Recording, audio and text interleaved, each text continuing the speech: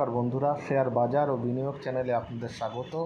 চলুন 4 March Nifty কত দূর অবধি যেতে পারে সেটা আমরা দেখে নিই। দেখুন 3রা মার্চে আমরা বলেছিলাম যে বাজার যদি 22,000-এর নিচে আসে তাহলে 22,900 অবধি আসতে পারে। আর উইকলি ক্লোজিংয়ে বলেছিলাম যে যেহেতু এটা 22,250-র নিচে বন্ধ হয়েছে, সেক্ষেত্রে বাজার 850 অবধি বাজার, এই 870 অবধি বাজার যেতে পারে এবং তার নিচে গেলে বাজার আরও নিচে যাবে। যাই হোক, আজকে বাজার কি করলো দেখুন। বাজার গিয়ে 22,000-এর কাছাকাছি গিয়ে বহু সময় 22,000-এর নিচে কিন্তু গেল না। তার মানে 22,000 একটা কোথাও সাপোর্টের কাজ করলো, ঠিক আছে। করার পরে বাজার দেখুন এই লেভেলটা, যে লেভেলটা আমাদের আঁকা ছিল 143-এর লেভেলে, দেখুন কতবার গেছে। 143 যাচ্ছে, আবার নিচে এসে 22,070-এর কাছাকাছি সাপোর্ট নিয়ে আবার গেছে। সারা দিন কিন্তু এই জায়গাটাতে সেকেন্ড আওয়ারে ঘোরাফেরা করেছে, কোথাও যেন একটা নিচ থেকে একটা উঠেছে এবং এটা ভালো সাইন। এত পড়ার পরেও বাজার যে কোথাও একটা হল্ট করার চেষ্টা করলো 22,000-এর সাপোর্ট নিয়ে, এটা ভালো সাইন। কিন্তু এটা কন্টিনিউ হবে কি না সেটা বলা মুশকিল। তার কারণ হচ্ছে দেখুন, বাজারে তো সেন্টিমেন্ট এখনও পর্যন্ত ভালো হয়নি। তবে এইখানটা দেখুন, এখানটায় বাজার বেশ খানিকটা সময় কাটিয়েছে। এবার কি হতে পারে দেখুন, বাজার যদি কালকে এরকম জায়গাতেও খুলে গিয়ে মানে 140-150 ফ্ল্যাট লেভেলে খুলে গিয়ে, আজকেও কিন্তু মোটামুটিভাবে একটু উপরে খুলেছিল কিন্তু সাস্টেন করতে পারেনি, এটা খারাপ।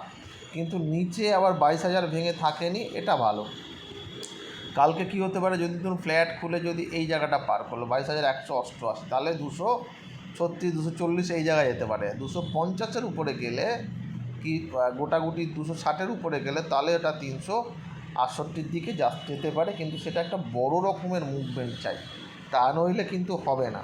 বাজার আজকেও উপরে খুলেছিল, সাস্টেন করতে পারেনি, নিচে এসছে এবং 22,000-এর দিক থেকে ঘুরেছে। কালকেও কিন্তু যদি দেখেন যে অনেকটা উপরে খুলে গেল, ধরুন 22,020-30-এর এখানেই খুলে গেল আর 50-এর উপরে গেল না, তাহলে কিন্তু আবার আজকের মতন রিপিটেশন দেখতে পারি, তাহলে নিচে আবার আসবে, নিচে এই লেভেলটা অবধি আসতে পারে।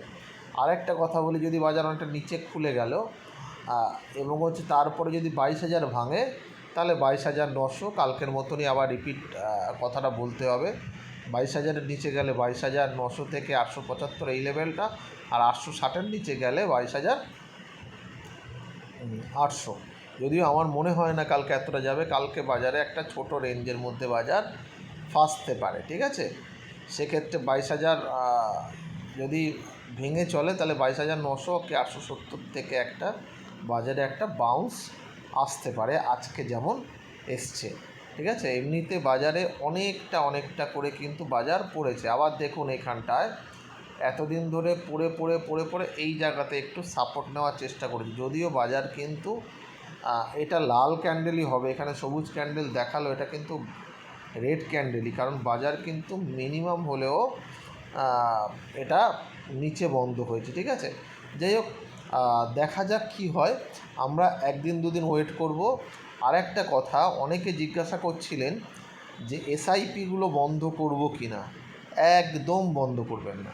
যারা লং টার্মে এসআইপি করেছেন 5 বছর 7 বছরের জন্য 10 বছরের জন্য, একদম বন্ধ করবেন না। দেখুন এই হাত বদলের একটা খেলা চলছে। আমি বারবার করে বলেছি যে এফআইআইরা বেচছে, ডিআইআইরা কিনছে। বিশ্বের বাজার কিন্তু খুব খারাপ এখনও হয়নি যে আপনাকে বাজার থেকে বেচে বেরিয়ে যেতে হবে। বরং এই সময় যদি বেচেন, সেটা মারাত্মক রকমের ভুল হবে যদি এসআইপিগুলোকে বন্ধ করেন। আমি শেয়ারের কথা বলছি না, শেয়ার নিয়ে আমরা অনেক দিন আগে থেকেই বলেছি, কিন্তু এসআইপি বন্ধ করার কোনো মানে নেই। বরং যদি কোনো বটম আরেকটু খুঁজে পাওয়া যায় সেই লেভেলে, বরং আরেকটু করে বেশি আপনারা ঢোকাতে পারেন টাকা সেক্ষেত্রে, ঠিক আছে। সুতরাং এসআইপি কেউ বন্ধ করবেন না। দেখা যাক কালকে কি হয়, তারপরের দিন আলোচনা করা যাবে বাজার নিয়ে। আশা করি কালকে একটা ভিউ পাওয়া যাবে।